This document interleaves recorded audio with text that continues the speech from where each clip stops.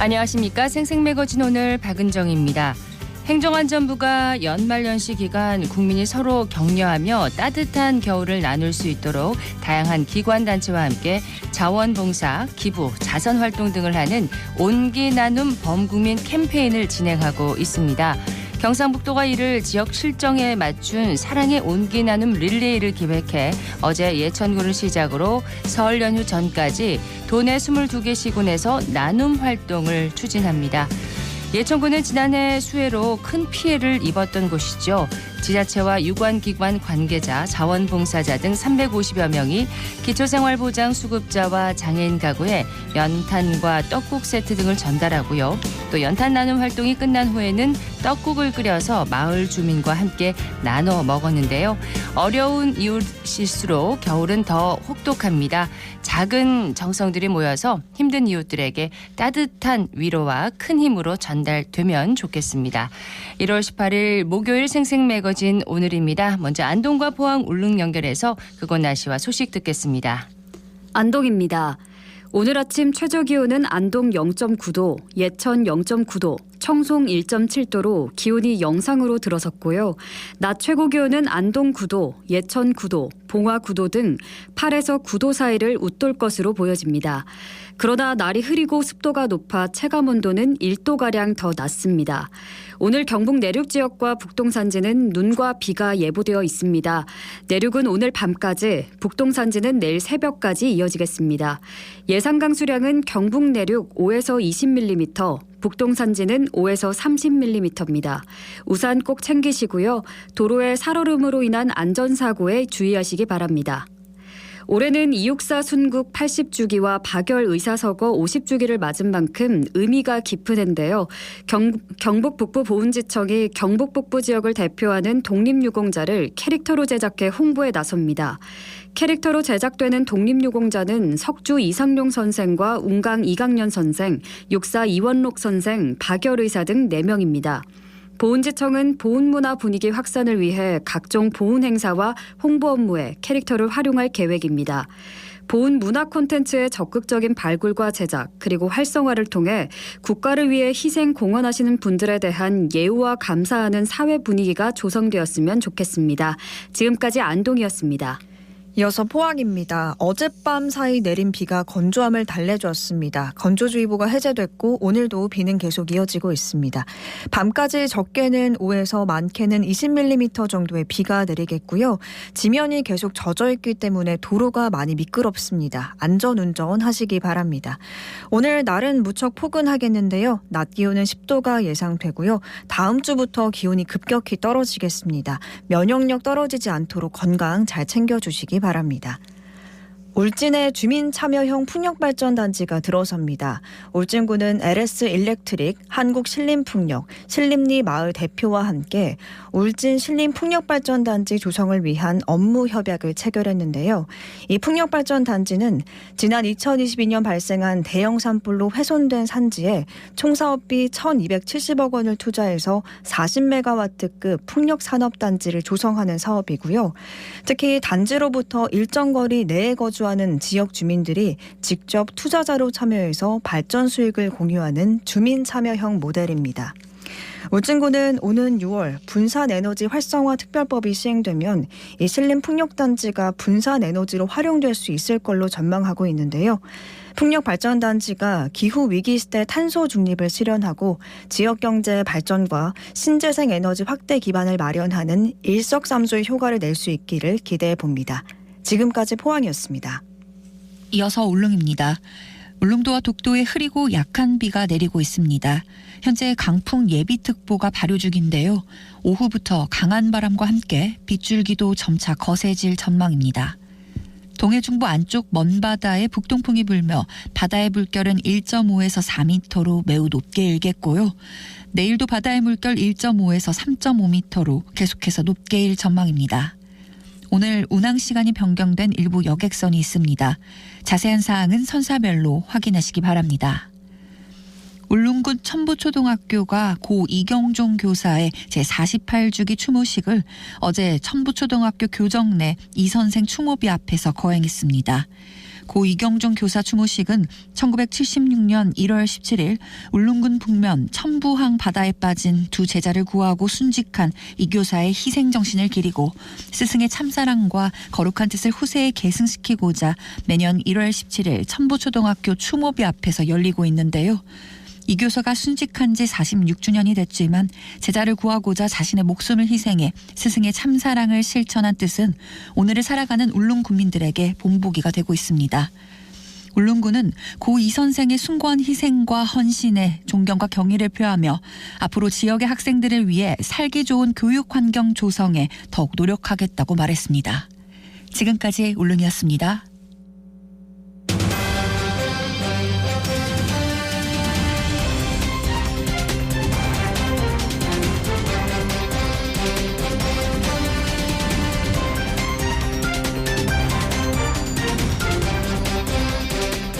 대구고용노동청이 설 명절을 앞두고 이번 주부터 3주 동안 체불 예방 청산 집중 지도 기간 운영에 들어갔습니다. 특히 임금 체불이 급증하고 있는 건설업을 중심으로 집중적으로 지도를 할 계획이라고 하는데요. 조병돈 근로개선 지도과장을 연결해서 자세한 내용을 들어보도록 하겠습니다. 과장님 안녕하십니까? 네, 안녕하세요. 네. 조병돈 과장입니다. 네, 반갑습니다. 네, 반갑습니다. 임금 체불이 증가하고 있는 상황이라고 하는데 지역 경우도 그런가요? 맞습니다. 그 임금 체불 규모가 22년도에 비해서 23년도에 좀 많이 증가했습니다. 예. 임금 체불이 증가한 건 전국적인 현상이기도 한데요. 전국을 볼 때 22년에 비해서 약 30%가 늘었습니다. 말씀하신 대로 우리 지역에도 노동자 체불액이 증가했는데요. 네. 23년도 대구 경북 지역에서 임금 체불로 신고된 금액이 1,317억입니다. 이 수치는 전년도에 1,025억보다 28%가 증가한 수치입니다. 그렇군요. 근데 특히 건설업을 중심으로 체불액 증가가 두드러지고 있다면서요? 네, 맞습니다. 건설업이 좀 두드러집니다. 건설업 같은 경우 22년도에 200억 정도가 체불이었는데요. 네. 그 23년도에는 276억으로 전체 평균 28%보다 한 10%가 많은 38%가 증가한 것으로 나타났습니다.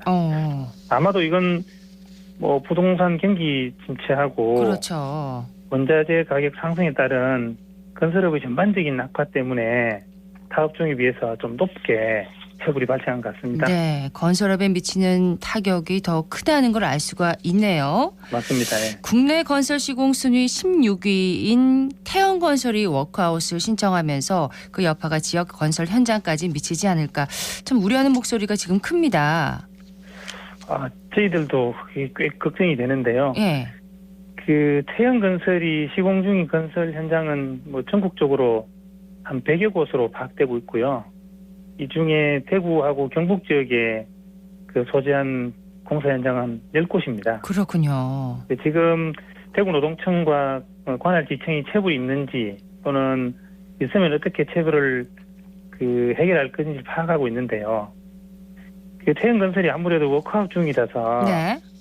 적기에 현금을 확보하거나 집행하기가 쉽지 않은 것은 사실입니다. 그렇습니다. 문제는 태영건설 현장에는 태영이 직접 고용한 근로자보다 하청업체 근로자들이 더 많은 곳도 있어요. 네. 이제 하청업체 기성금이 현금으로 제때 집행되지 않으면 결국 이제 하청업체 근로자들 임금이 체불될 수도 있습니다. 그렇죠. 그래서 일부 말씀하신 대로 일부 현장에서는 체불이 발생한 현장도 있고요.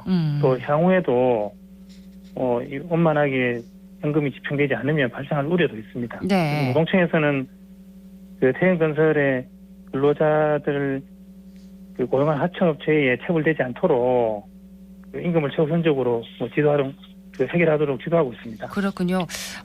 이번 주부터 이제 3주 동안 노동청에서 체불 예방 그리고 청산 집중 지도 기간 운영에 들어간다고 하는데 이번 현장 점검은 그러면 건설 현장 위주로 이루어지는 건가요? 아니면 다른 업종도 같이 이루어지는 건가요?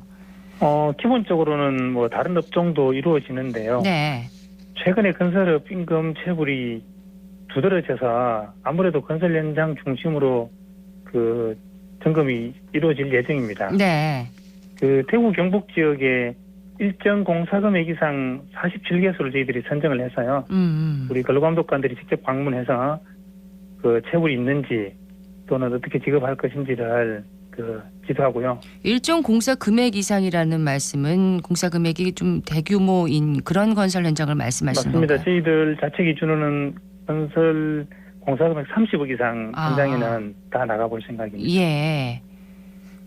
그리고 이제 그 외 사업장은 뭐 신고 사건이 체불로 많이 접수됐거나 뭐 사대보험료가 체납되었거나 이런 곳들은 직접 나가기도 하지만 유선 등을 통해서 또 예방 활동을 전개할 예정입니다. 네.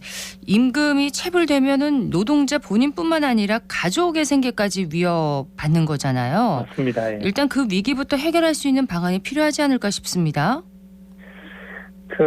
그래서 지금 집중 지도 기간 동안에는 그 임금 체불이 된 그 근로자들의 생계를 좀 더 원활하게 지원하기 위해서 몇 가지 그 제도를 좀 완화하거나 단축했는데요. 네.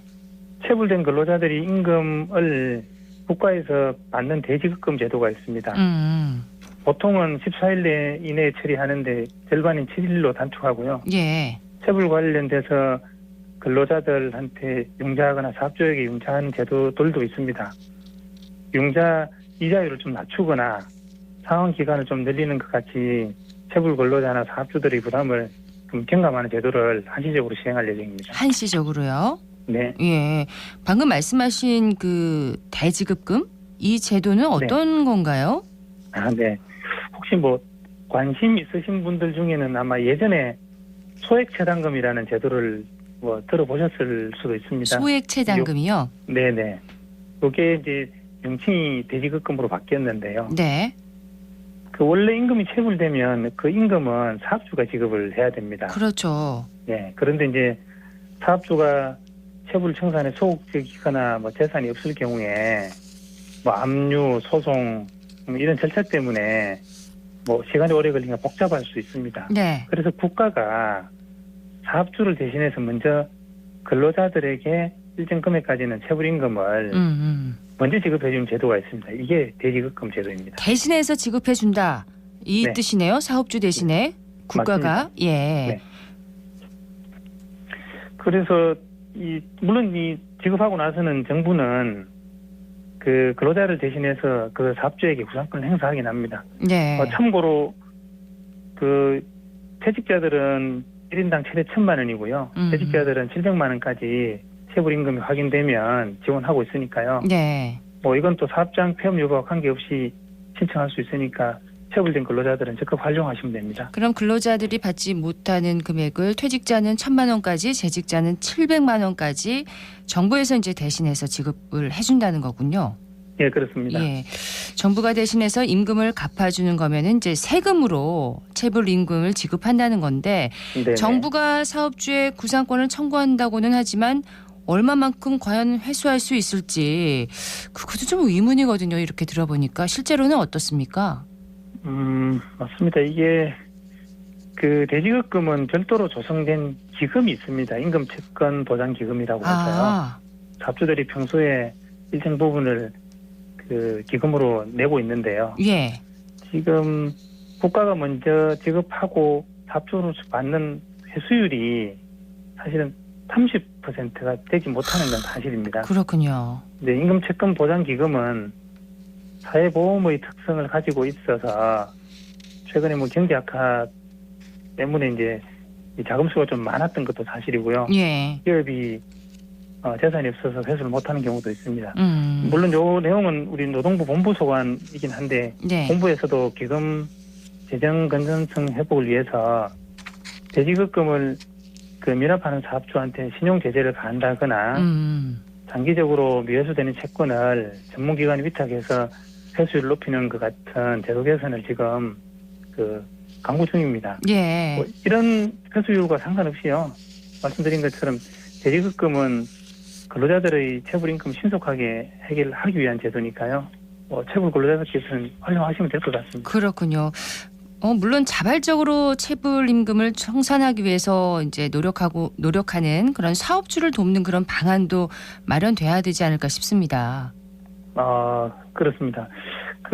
얼마 전에 지금 이 관련된 제도가 있는 그 임금채권 보장법이 개정이 되었는데요. 그 네. 내용 중에 하나가 그 체불된 사업주가 정부 융자를 받을 때 요건을 좀 완화한 내용이 있습니다. 아. 한 가지만 예를 들어드리면 예. 사업주가 융자를 받기 위해서는 일시적인 경영상의 어려움이 있다는 거를 사업주가 증명을 해야 되는데요. 네. 뭐 예를 들자면 뭐 직전 3개월 동안 재고량이 많이 늘었다, 매출액이 현저히 줄었다 라는 것을 해야 되는데 아무래도 체불이 많은 소규모 사업장들은 네. 이런 정빙이 어려운 데다가 복잡하게 느낄 수 있습니다. 그렇죠. 그래서 이번에 개정을 해서요. 노동부 장관이 이 회사가 어렵다는 걸 증명해주면 사업주가 증명하지 않고도 융자를 네. 받을 수 있도록 하는 그 요건을 좀 완화한 케이스가 있습니다. 아, 그러면은 고용부 장관이 체불 사실을 확인하는 것만으로도 융자가 가능하다고요? 그렇습니다. 예, 그 체불 사실 확인은 그래도 좀 용이한가 봅니다.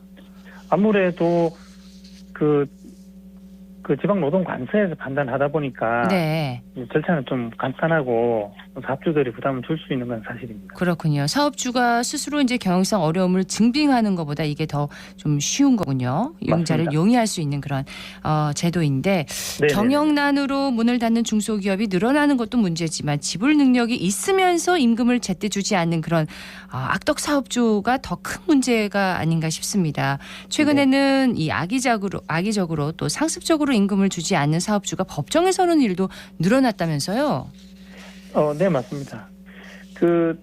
23년도에 임금 체불과 같은 노동관계법 위반으로 구속된 사업주는 전국적으로 15명입니다. 네, 근데 22년도에는 6명이었거든요. 이게 한 2.5배가 많은데 그러네요. 이제 그 외에 뭐 강제 수사에 필요한 압수수색이나 뭐 체포영장이나 통신영장 같은 이런 발부 건수도 전년도에 비해서 한 2배 정도 증가했습니다. 네, 고용노동부는 아까 말씀하신 것처럼 경영난으로 문을 닫는 중소기업에는 지원을 하고 악의적인 체불 사업주에 대해서는 반대로 강제 수사를 확대하는 것 같이 엄정하게 대처할 예정이고요. 예, 뭐 대표적으로 임금 체불 혐의가 있는데 노동청에 출석에 불응하거나 뭐 도망을 다니는 경우에는 저희들이 체포영장을 적극 신청하고 있고요. 예, 또 간혹가다 언론에 나옵니다만은 그 재산은닉이나 자금을 이용하면서 실질적으로 돈이 있음에도 임금을 체불한 고액 상수 사업주는 금액이 적더라도 구속 수사하는 것들을 원칙으로 네. 진행하고 있습니다. 예, 오늘 말씀 여기까지 듣도록 하겠습니다. 고맙습니다. 네, 감사합니다. 예, 지금까지 대구고용노동청 조병동 근로개선지도 과장이었습니다.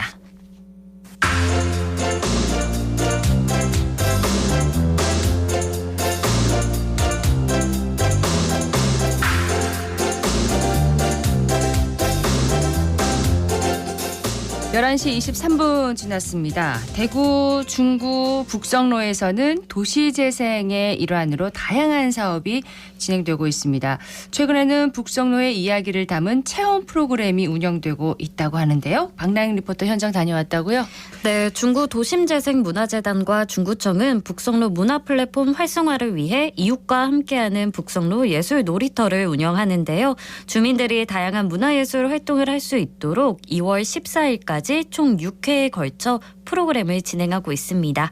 현장의 할소리와 함께 체험에 대한 얘기를 창작공간 사공영미 대표에게 들어봤습니다. 오늘 여러분들 뭐 하러 오셨죠? 오르골이 뭐죠? 오르골이? 소리 나는 거 맞아요. 이렇게 소리를 내는데 저희는 이미지를 무엇을 담았을까요? 네, 북송로를 담았습니다. 북송로를 담은 이 오르골, 그리고 하나는 경상가명공원을 담은 오르골, 오늘 두 가지를 한번 해볼 텐데요. 북성로와 경상가명공원의 이야기가 담긴 오르골을 지역 주민들과 함께 만들어보는 활동이었고요. 북성로의 공구 장인들이 그들의 손으로 직접 만들어낸 시간과 역사를 되새기는 시간을 가져보았습니다. 경상감영공원은 보물로 지정된 선화당 가치, 역사적 보존의 가치가 많은 곳이고요. 그리고 북송로 공구골목은 6.25 이후 근대 역사와 대구 지역의 산업 발전에 큰 의미를 지닌 장소이잖아요. 그리고 또 이 그곳은 남녀노소 많은 분들이 찾아주는 지금 떠오르는 핫플레이스기도 하고요. 그래서 관심 받는 이곳의 시간과 역사의 얘기를 지역 주민들과 중구를 찾아주시는 많은 분들께 이야기를 전하고 싶었습니다. 내 손으로 직접 우리 지역의 이야기가 담긴 오르골을 만들어냈다는 그런 뿌듯함을 함께 느끼고, 그리고 지역을 바라보는 새로운 시선 또한 생겼다는 말씀들을 조금 하시는 것 같았습니다. 자, 이렇게 체험을 하면 지역의 명소에 대해서 배우고 또 얘기를 나눠볼 수 있는 그런 기회가 되겠어요. 네, 시민들은 북송로의 역사적 의미를 배우고 관련된 자신만의 소중한 추억을 나누기도 했습니다. 이번 프로그램은 오르골 만들기뿐만 아니라 앞으로 가죽공예 체험, 미니 가야금 또는 해금을 만들어보고 연주를 배워보는 체험도 진행돼서 유익하고 흥미로운 경험을 제공할 예정인데요. 참여한 시민들의 이야기를 전해드립니다. 달서구 주민입니다. 여기 문화유산 해설사로 있는 친구가 이런 거 있다고 알려줘서 이렇게 왔어요. 관심이 많기 때문에 열심히 자료를 또 찾아보고 이렇게 오게 됐어요. 제일 먼저 떠오르는 게 공구 거리고요. 또 그다음에 우리가 흔히 아는 뭐 북성로 불고기 아니면 북성로 우동 뭐 이런 건데, 지금 제일 기억에 많이 나는 거는 북성로 공구 거리가 참 좋았어요. 북성로 모양으로 하는 오르골을 만들었는데요. 아주 신기하고 너무 재밌었어요. 그리고 동심으로 돌아간 것 같아서 너무 좋았어요. 저희는 북송로에 45년 평생을 살고 있는 엄마입니다. 여태 살면서 많이 변한 북송로를 보고 조금 많이 아쉽긴 했는데 새로 생각할 수 있는 뜻깊은 시간이 되어서 좋습니다. 오늘 우리 딸이랑 같이 왔습니다. 체인 재밌었어요. 그리고 북성로 만드는 것도 재밌었어요. 저는 북송로 하면 공구골목하고 오토바이 골목이 생각이 나요. 옛날 생각할 수 있어서 좋았고, 애기랑 같이 생각하면서 만들 수 있는 시간이 좋았어요. 삼도초등학교에서 12살 서보배입니다. 엄마랑 동생이랑 오르골 만들기 체험 같이 참여했어요. 다음에도 또 체험하고 싶고 북송로의 중요성을 알게 되어 좋습니다. 이번에 체험이 진행된 우현 하늘마당, 이곳이 역사적으로 의미가 깊은 곳이라면서요? 네, 맞습니다. 우연 하늘마당은 대구의 개목운동을 이끌었던 소남 이일호 선생의 고택을 도시재생 사업을 통해 새롭게 재탄생시킨 공간인데요. 네. 현재는 북성로의 새로운 문화 플랫폼으로서 전시관, 쉼터, 교육공간 등의 역할을 하고 있습니다. 이번 프로그램에 대한 자세한 이야기를 도심재생문화재단 신동주 매니저에게 들어봤습니다. 북성로에서 새롭게 조성되고 있는 북성로 공간의 이름을 친근하게 알리기 위해서 북성로 예술놀이터라는 제목을 설정을 하였는데, 북성로 예술놀이터라는 이름뿐만 아니라 북성로 문화학교, 북성로 예술체험마당 여러 가지 이름으로도 바꿀 수 있게 활용하고 있습니다. 북성로 문화 플랫폼의 사업의 궁극적인 목적은 북성로에 새롭게 생겨나는 공간을 적극적으로 홍보하고 활용하여 북성로의 많은 지역민들이 찾아가는 공간, 방문하는 공간, 친근하고 따뜻한 공간으로 활성화하고 알리기 위한 목적을 두고 있습니다. 북성로의 역사와 문화적 가치가 수준 높게 형성이 되어 있습니다. 북성로 도시재생 유릴 사업이란 말 그대로 도시를 다시 새롭게 단장한다, 이런 뜻이고요. 새롭게 단장하기 위해서 우리 북성로 문화 플랫폼에서 하는 일은 북성로의 역사 문화 자산을 활용하고 문화 사업을 시행하여 다시 북성이라는 네임드에 걸맞도록 창의적이고 창조적인 문화 사업 활동으로 북성로 도시재생을 이루기 위한 사업입니다. 북성로 문화 플랫폼에서는 문화예술, 교육, 체험, 행사, 축제, 공연, 전시 등 여러 가지 사업 운영을 계획 중입니다. 앞으로는 북성로 문화 플랫폼 활성화를 위한 신규 사업 공모전과 북성로 전용 서체 개발과 북성로 예술 놀이터와 같이 북성로의 교육 공간을 활용한 프로그램을 계획 중입니다. 많은 분들이 북성로를 방문해 주시고 저희가 진행하는 북성로 문화 플랫폼 사업에도 많은 관심을 가지고 참여해 주시면 감사하겠습니다. 북성로는 일제의 수탈과 항일의 역사가 공존하고 있는 거리로도 알려져 있는데요. 북성로만의 이야기와 색을 담은 다양한 도시 재생 사업이 꾸준히 진행돼 지역사회의 활력을 불어넣을 수 있길 기대합니다. 네, 박나영 리포터 소식 잘 들었습니다. 네, 고맙습니다.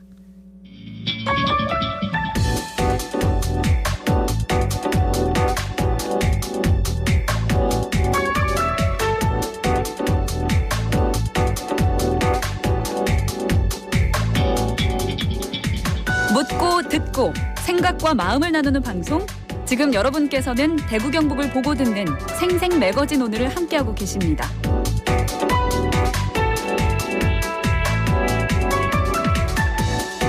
목요일 생생 매거진 오늘 함께하고 계십니다. 11시 30분 지났습니다.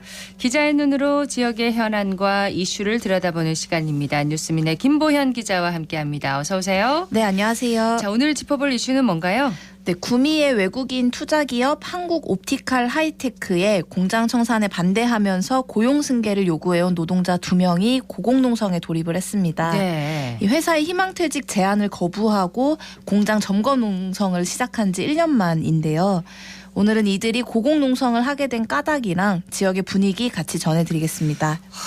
날씨가 많이 춥습니다. 이 추운 겨울에 노동자들이 왜 고공농성을 하게 됐는지 이유부터 좀 들어볼까요? 네, 2022년 10월의 이야기부터 해야 하는데요. 이 한국옵티칼 하이테크는 2003년에 구미 4국가산업단지에 입주를 했고요.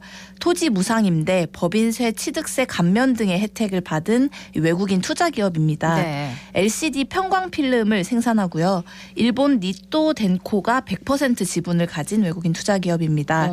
이 한때는 직원이 700여 명 이 넘었고 2017년 기준으로 매출액은 7,800여억 원에 달하기도 했는데 네. 이 주요 납품업체인 LG 디스플레이의 공장 이전으로 매출액이 점점 줄었다고 합니다. 그렇군요. 2018년, 2019년에 인력 구조조정을 진행해서 60명 수준으로 생산직이 줄었지만 2022년 4월에 중국 공장이 폐쇄하면서 물량이 좀 늘어나서 100명을 다시 신규 채용했습니다. 네. 하지만 이 신규 채용한 지 6달 만인 2022년 10월 달에 화재가 발생을 해서요. 300억 원 넘는 재고가 불타고 공장 한 개동이 전소하는 일이 발생을 했습니다. 이 회사는 화재가 발생한 지 한 달 후인 11월에 청산을 결정했고요. 화재가 마지막에는 또 직접적인 영향을 끼쳤군요. 그렇죠. 이 청산에 직접적인 영향을 끼쳤는데 네. 이 직원 중에 일부가 그때부터 이제 희망퇴직을 거부하고 공장 재가동 또는 고용 승계를 요구해 왔습니다. 공장이 전소했는데 재가동이나 고용 승계를 이전에 직원들은 요구하고 있는 거죠. 네. 자세한 내용을 모르는 분들은 노동자들이 무리한 요구를 하고 있는 것이 아니냐. 왜냐하면 공장이 이제 다 불에 탔으니까. 그렇죠. 이렇게 생각하는 분도 있을 것 같아요. 네, 충분히 그렇게 생각하실 수 있을 것 같은데요. 또 이 노동자들의 이야기를 들어보면 회사가 화재 보상금 1,300여억 원을 받았고 또 같은 회사인 평택 공장에서 신규 인력을 채용하기도 했다고 합니다. 따라서 이 해고 노동자들에 대한 이 책임을 이야기하는 건데요. 예. 또 외국인 투자 기업의 특성상 일방적으로 사업 철수를 하는 게 이 이익을 최대한 내고 떠나버리는 일종의 먹튀, 이 관습이라는 이야기입니다. 이 사측이 2003년에 구미산단 입주를 한 이후에 20년간 지배 회사인 일본의 니토덴코에 수천억 원에 달하는 배상금을 줬다고 하고요. 네. 따라서 노동자들에 대한 최소한의 책임을 져라 이렇게 요구를 하는 겁니다. 이 외투 기업의 이런 먹튀 논란은 한국 옵티칼 하이테크뿐만 아니라 대구의 한국게이츠, 영천의 다이셀 코리아 등 꾸준히 반복되어 온 문제이기도 하고요. 예. 이 오랜 시간 이익금을 배당받고 또 이익이 줄면 철수를 해버린다는 이런 논란이 좀 계속되어 왔습니다. 그러면은 희망퇴직을 거부한 직원들의 구체적인 요구사항은 뭔가요? 네, 이 회사 측이 청산을 결정한 다음에 관리자들과 대부분의 직원이 떠나갔지만 네. 이 노동자 10여 명이 공장에 남았고요. 이들은 희망퇴직을 거부하고 지난해 2월에 해고된 뒤에도 공장 안에 천막을 치고 고용 안정에 대한 책임을 요구해 왔습니다. 이 공장 재건이 어렵다면 경기도 평택 소재의 니토덴코 계열사인 한국 니토옵티칼이 고용을 승계해야 한다고 주장을 하고 있고요. 예. 이 삼성 디스플레이의 편광 필름을 납품해온 이 한국 니토옵티칼은 한국 옵티칼 하이테크 구미 공장 화재 이후에 추가 채용을 하기도 했고 이 납품선을 LG 디스플레이로도 확대하기도 했다고 합니다. 평택에 있는 회사인 거죠? 평택에 예. 있는 회사입니다. 네. 그러니까 사측은 이 평택과 구미 공장이 다른 법인이라고는 하지만 이 노동조합 입장에서는 과거에 평택 사원이 구미에 소속돼 일하거나 구미 사원이 평택으로 가서 일하는 식으로 유연하게 운영이 되어 왔다고 해요. 그렇군요. 네, 정말 이 구미 공장을 다시 가동할 방법이 없다면 이 해고자들을 현재 운영 중인 평택 공장에서 고용 승계라도 해야 마땅한데 충분히 그렇게 하지 않고 있다는 주장입니다. 그러니까 노동자들 입장에서는 계속 일을 하고 싶은 거잖아요. 그렇죠. 구미를 떠나서 평택에서 일을 하더라도 계속해서 일을 하고 싶다라는 마음인 것 같은데 공장 점거 농성은 그럼 그때부터 그럼 계속 진행돼 오고 있는 건가요? 네, 맞습니다. 한 1년이 지금 지난 상황이고요. 이 공장 내에서 농성 중인 노동자들에 대해 이 한국 옵티칼 하이테크는 가압류에 나선 상황입니다. 지난해 9월에 대구지방법원 김천지원은 이 한국 옵티칼 금속노조 이 지회 소속 노동자 5명을 상대로 불법 행위로 인한 손해배상을 이유로 이 채권 가압류가 제기됐고 인용을 했고요. 법원 결정으로 1인당 4천만 원, 총 2억 원에 대한 가압류가 결정됐습니다. 이 채권 가압류는 채무자인 즉 노동자에 대한 신문 없이 채권자인 한국 옵티칼의 소명 자료로만 검토한 거라고 하고요. 이 향후 손해배상 소송에서 손해를 증명한 뒤 배상받기 위해 미리 재산을 압류하기 위한 제도입니다. 이 불법 행위라는 게 이제 공장에서 농성하는 걸 말하는 건가요? 그렇죠. 회사 입장에선 공장을 철거해야 하는데 노동자들이 이제 공장을 점거하고 있으니 손해를 입었다 이런 거죠. 예. 네. 노조는 이 한국 옵티칼 지회 이 노조는 회사 측에 특별히 손해를 끼친 점이 없는데 재판부가 구체적으로 살피지 않고 결정했다 이런 주장을 하고 있고요. 그러니까 아직 구미시로부터 최종적으로 공장 철거 승인이 나지 않은 상황이라 철거를 시행할 수 없는 상황이고 또 생산 활동을 하고 있지 않기 때문에 회사에 끼친 손실이 없다는 입장입니다. 네. 구미 지역사회 안에서의 분위기는 어떻습니까? 네, 이제 구미 내에서 한국 옵티칼 하이테크 고위청산 철회 고용보장 쟁취를 위한 구미 지역 공동대책위원회가 꾸려졌는데요. 예. 이 고용 승계를 위해서 구미시가 더 적극적으로 역할을 해야 한다. 이런 역할을 촉구하는 위원회입니다. 이 공동대책위에는 이지연 더불어민주당 구미시의원, 구미참여연대, 구미 YMCA, 금속노조 구미지부 등으로 구성이 됐고요. 네. 이들은 부당해고에 대한 법적 판단이 나오지 않은 상황에서 공장부터 철거하도록 승인하면 이 노동자들의 생존권을 지킬 수 없다고 지적을 하고 있습니다. 또 좀 더 나아가서 이들은 구미에 외국인 투자 기업이 많다 보니까 토지 무상임대, 법인세, 취득세 등 각종 세금 감면 혜택을 누리도록 하면서 네. 이 먹튀로 생존권을 빼앗긴 노동자들에게는 좋지 않은 게 없다. 구미시는 공장 철거 승인이 아니라 노동자 고용을 책임지도록 사회적 역할을 해야 한다. 이렇게 강조를 하기도 했습니다. 그럼 구미시의 공장 철거 계획 심의는 지금 진행 중인 건가요? 네, 지금 거의 막바지 단계고요. 구미시 건축위원회가 이 한국 옵티칼 공장 건물 해체 허가 신청을 심의한 결과 지난해 12월에 조건부로 의결이 됐고요. 건축위는 해체 시 건축물 전도 방지 방안 보완 등 작업 안전 대책 관련 보완을 조건으로 조건부 의결을 했습니다. 네. 현재는 공장 철거 착수까지 구미시장의 최종 승인만 남은 상황이고요. 건축위를 통과한 만큼 구미시의 최종 승인도 조만간 이뤄질 걸로 보입니다. 이런 상황에서 이제 노동자들이 더 이상 이제 선택의 여지가 없었나 봅니다. 그쵸. 이제 농성에 돌입한 거군요. 네, 이게 1월 8일입니다. 이 조합원 2명이 공장 옥상에서 고공농성에 나섰고요. 이 박정혜 금속노조 한국 옵티칼 하이테크 지회 수석 부지회장과 소현숙 조직 2부장입니다. 이 천막농성 345일 차에 그러니까 공장 철거를 목전에 앞둔 상황에서 고용 승계를 위해 마지막 수단을 택한 거라 하고요. 이 기온이 영하로 떨어져서 난로는 쓸 수 없고 또 식사와 물은 동아줄에 바구니를 매달아 전달받고 있다고 합니다. 예. 이들의 이야기를 조금 전해드리면 대체 우리가 무슨 잘못을 했냐. 이 기업이 특혜를 누리고 가는 건 괜찮고 노동자의 생존권을 보장하지 않는 건 괜찮냐. 잘못은 회사가 저질렀는데 우리가 벼랑 끝으로 내몰리는 상황에 대해서 좀 안타깝다는 이야기를 하고 있고요. 그렇군요. 그래서 여기 올라왔다. 우리의 생존을 지켜달라. 이런 이야기를 하고 있고 이 평택 회사인 한국 니토 옵티칼의 고용 승계가 이루어질 때까지 무기한 농성을 진행할 계획이라고 합니다. 1월 8일부터면은 지금 이제 열흘 정도 지났고 네. 매서운 날씨, 겨울 날씨는 계속되고 있습니다. 어제는 공장 청산인 측과 대치 상황도 있었다면서요? 네, 어제 오전입니다. 이 한국 옵티칼 하이테크 청산인 측이 공장 철거를 위해서 장비 반입을 시도했는데 해고자 등에 막혀서 1시간 만에 되돌아갔고요. 예. 이 농성을 시작한 이후 처음으로 벌어진 대치 상황이라고 합니다. 다행히 큰 물리적 충돌로 이어지진 않았지만 청산인 측은 장비 반입 시도를 이어갈 거라는 입장입니다. 큰 충돌이 없어서 다행이긴 합니다만 또 이런 일이 또 반복되겠죠.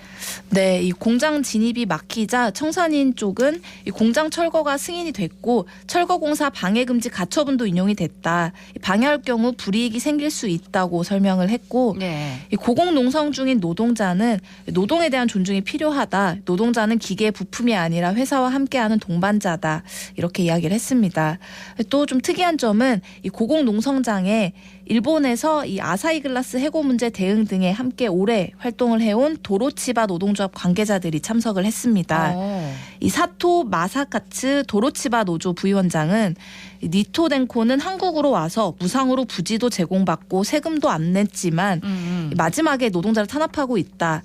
그렇게 이야기를 하면서 공장에 불이 난 거에는 노동자에게 아무런 책임이 없다. 안전 대책을 준비하지 않은 책임인데 책임 전가를 하고 있다면서 평택 공장의 고용 승계를 쟁취하기 위해 일본에서도 함께 투쟁하겠다.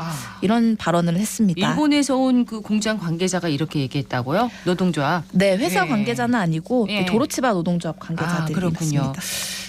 비슷한 상황이 대구 한국게이츠에서도 있었던 걸로 기억을 하고 네. 그 이후에 뚜렷하게 사후 대책이 없었던 걸로 저는 기억을 하거든요. 네, 맞습니다. 자, 오랜 기간 한국 옵티칼 상황을 지켜봐온 김보영 기자, 이 문제 어떻게 풀어가야 한다고 보십니까? 네, 이 지난해 초부터 이어져 온 이 구미 공장 상황을 좀 오늘 짚어봤는데요.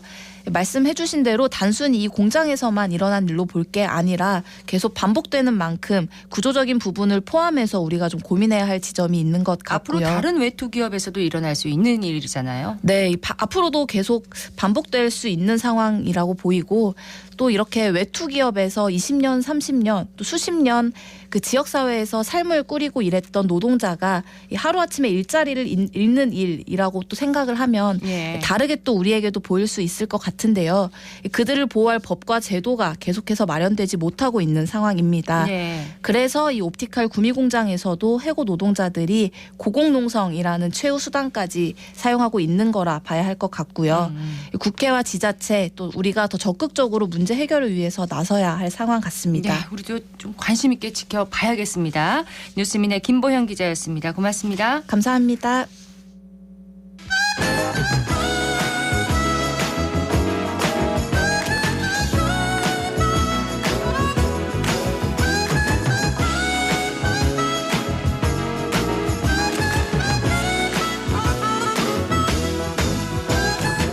우리가 몰랐던 역사의 진실과 이면을 들여다봅니다. 다시 읽는 역사, 정만진 작가 스튜디오에 나오셨습니다. 어서 오십시오. 예, 안녕하세요. 자, 오늘 다시 읽어볼 역사 어떤 내용입니까? 72년 전의 오늘, 그러니까 1952년 1월 18일에 우리나라가 평화선을 발표를 했어요. 평화선이요? 네, 그때 세계가 깜짝 놀랐었는데 그 일을 돌이켜보고 또 우리나라 국사에서 바다와 관련되는 그런 역사적 사건들도 살펴볼까 합니다. 네, 평화선 이게 뭔지 또 이런 게 있었나? 다른 분들 많이 계실 것 같습니다. 저도 잘 그렇거든요. 예, 설명 좀 해주세요. 예, 72년 전이니까 예. 평화선이 무엇이냐? 평화를 지키겠다 이 말인데 네. 1952년 1월 18일 우리나라 정부는 이제 한반도 해안에서 평균적으로 100km, 미국식으로 말하면 60마일 정도까지는 우리나라 바다다. 그러니까 외국 배가 와서 물고기를 잡거나 외국 정부가 대륙붕을 개발하려고 기웃거리거나 그것을 금지한다 이렇게 선포를 했어요. 네. 그리고 그 선 이름을 평화선이라고 불렀는데 서양에서는 본래 이제 이런 선을 정하면 사람 이름을 붙이기 때문에 이제 일반적으로 관례를 따르면 또 이승만 라인이 되죠. 아, 그렇군요. 1952년 1월 18일에 이제 발표가 됐다고 하셨잖아요. 그때면은 6.25 전쟁 중이었. 그렇죠. 한창 전쟁 중이죠. 예, 전쟁 중에 이런 평화선을 발표한 이유가 있었나요? 그러니까 무슨 급한 사정이 있었다 이런 거 아니겠습니까? 예. 당시 이제 미국이 일본하고 샌프란시스코에서 조약을 체결해 가지고 그걸 반려를 하려고 그랬어요.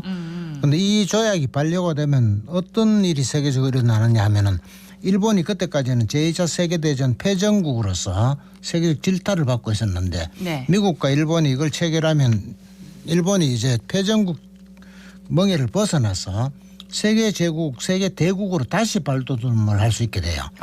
그렇게 되면 당시는 일본이 우리나라보다 어업 분야에서 기술력이 막강히 뛰어났기 때문에 일본이 우리나라 근해의 물고기를 싹쓸이를 할 우려가 있었습니다. 그렇군요. 그러면은 그 상황에서 이승만 대통령이 이제 국제적으로 선수를 친 거군요. 그렇죠. 예, 네, 예, 먼저 예. 이제 이렇게 예. 했는데 다른 나라들은 반응이 어땠나요? 물론 강력히 반대를 했죠. 일본이 특별히 강력히 반발을 하고 미국도 반대를 하고 동의하는 나라가 없었는데 왜냐하면 그 당시에는 국제법에 예. 다른 나라 근해에 가서 타국의 배들이 고기를 잡을 수 없다 이런 게 없던 시대였어요. 어딜 가도 괜찮았군요. 그렇죠. 그때는.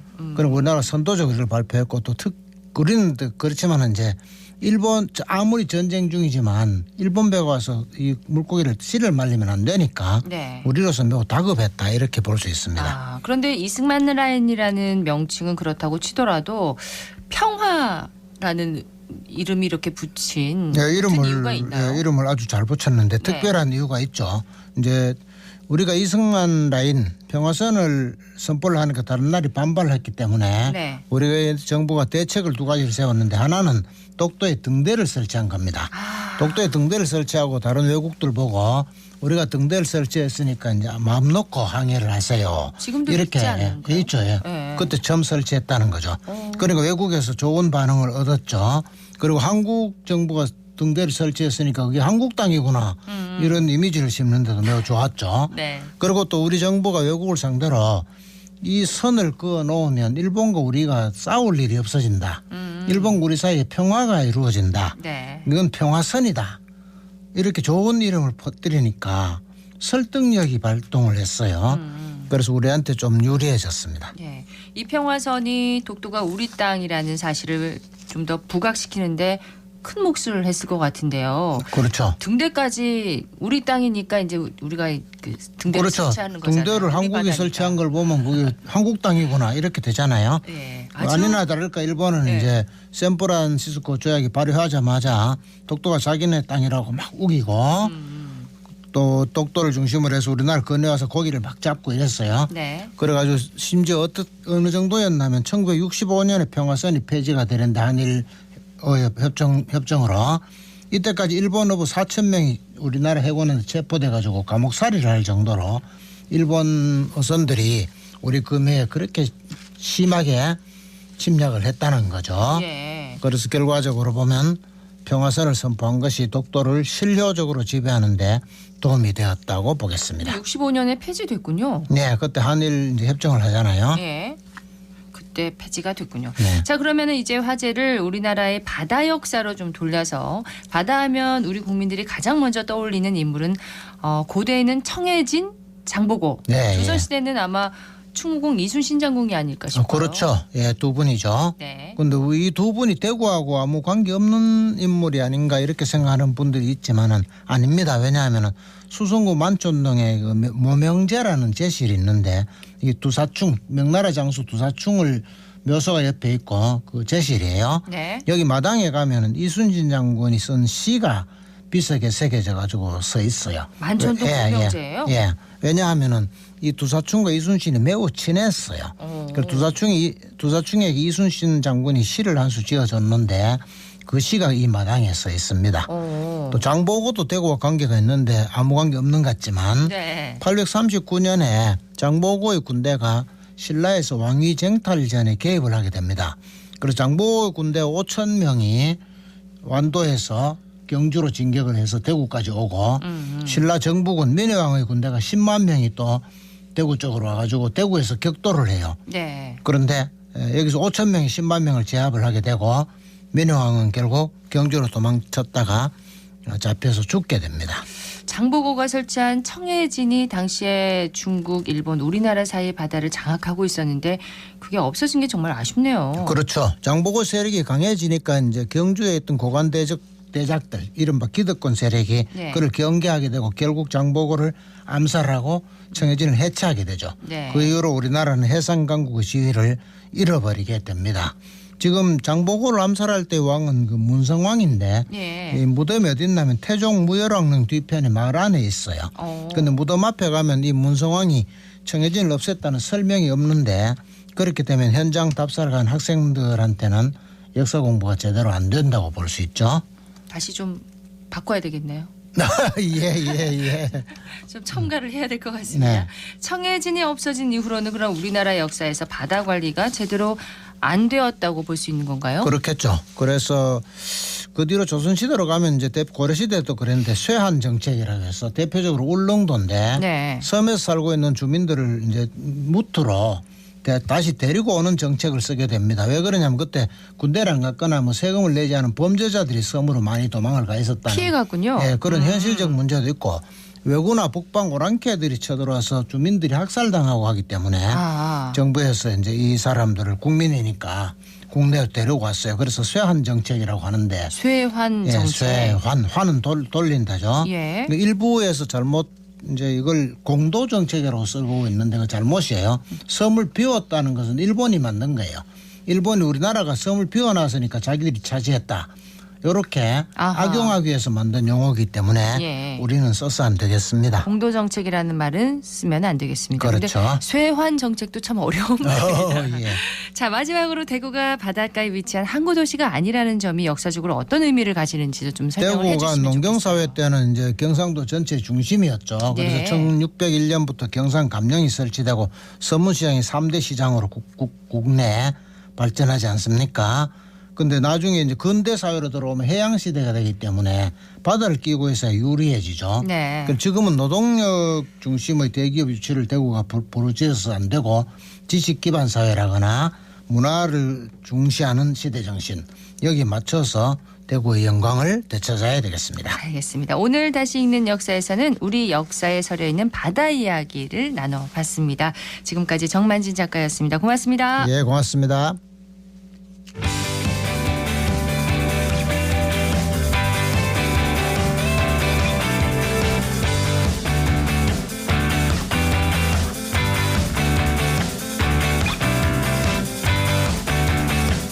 정보 클립.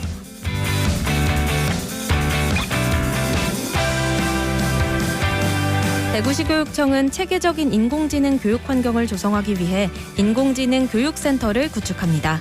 오는 11월 개관을 목표로 올해 3월 1일로 폐교되는 달서구 신당중학교에 교육부 특별교부금 27억 원을 투입해 교육센터를 구축하는데요. 센터에는 학생과 주민이 함께 디지털 기술을 체험하는 가족체험 공간과 자율주행 체험 등 다양한 시설이 들어설 예정입니다.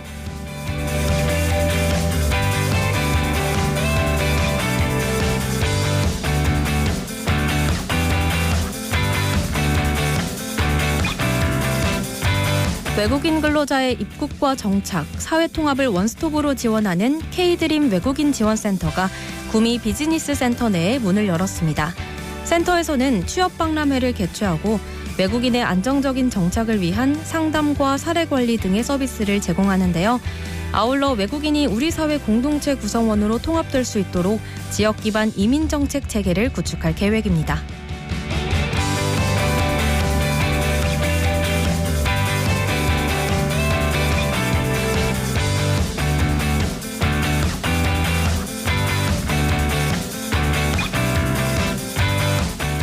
증가로 댕기열 환자 유입이 늘면서 대구시가 이달부터 대구국제공항에서 무료로 댕기열 검사를 받을 수 있도록 지원합니다. 주로 모기에 물려 감염되는 댕기열은 발열과 두통, 근육통 등의 의심 증상이 나타나는데 이런 의심 증상이 있으면 검역관에게 알리고 댕기열 신속 키트 검사를 받아야 합니다. 신속 키트 검사는 간이 검사로 양성으로 확인되면 의료기관 등을 방문해 확인 진단 검사를 받아야 합니다.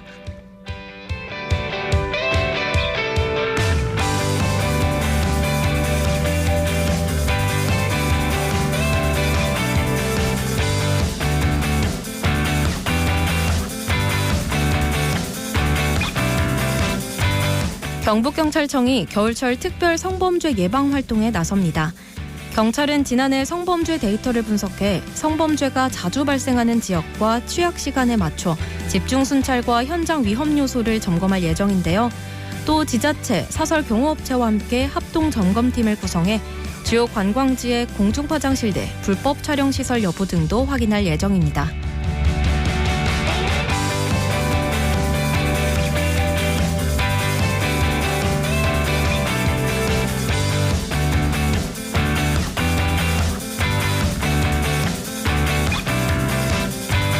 기온이 떨어질 때는 레이노 증후군을 조심해야 하는데요. 레이노 증후군은 날씨가 추워지거나 강한 스트레스를 받을 때 손가락이나 발가락에 혈관이 수축하여 피부색이 변하고 손발이 차가워지며 저림을 느끼는 현상인데요. 일상생활에서 큰 불편함을 주진 않지만 증상이 심하고 자주 발생한다면 류마티스 질환으로 이어질 가능성이 있어 주의가 필요합니다. 또 몸을 따뜻하게 유지하고 생채소나 찬 음식은 피하는 것이 좋습니다. 지금까지 클릭 정보 클립 배아현이었습니다.